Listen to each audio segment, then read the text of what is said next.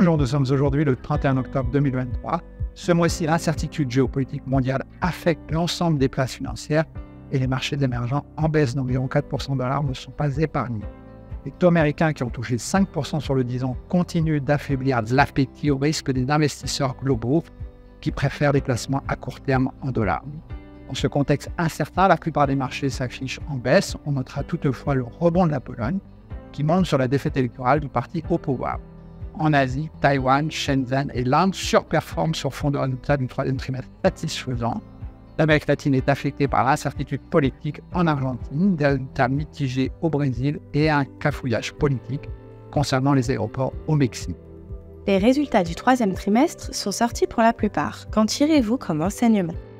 Alors en Asie, ils sont globalement satisfaisants, notamment à Taïwan, en Corée et en Inde. TSMC a rassuré sur ses perspectives de fin d'année. Et Square Enix, Samsung sont de plus en plus confiants quant à la reprise dans le secteur de la mémoire et affichent beaucoup d'optimisme sur la demande de serveurs pour l'intelligence artificielle.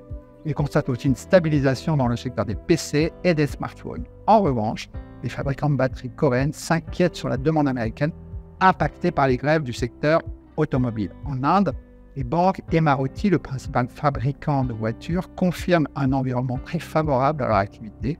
En Chine, les résultats sont plus mitigés, ce qui n'est pas une surprise compte tenu de la prudence des ménages. Au niveau macro, observez-vous des changements ?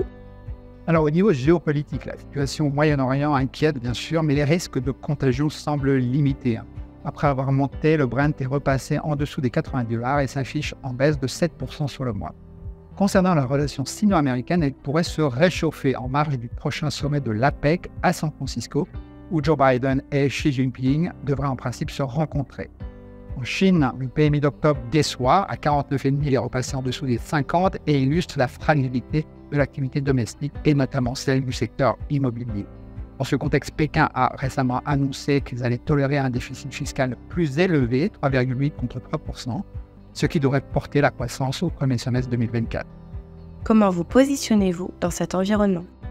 Alors, compte tenu des niveaux de marché, de la valorisation basse, nous sommes aujourd'hui pleinement investis.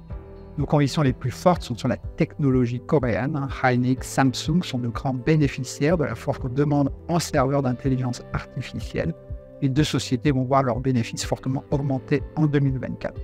En termes géographiques, nous sommes surpondérés en Inde. Le pays bénéficie aujourd'hui des réformes passées, d'investissements étrangers en hausse et d'un nouveau cycle immobilier.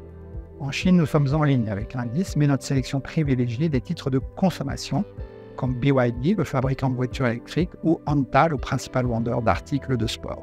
En Amérique latine, pas de changement dans notre allocation, nous restons légèrement surpondérés. Nous vous remercions de votre confiance et de votre fidélité.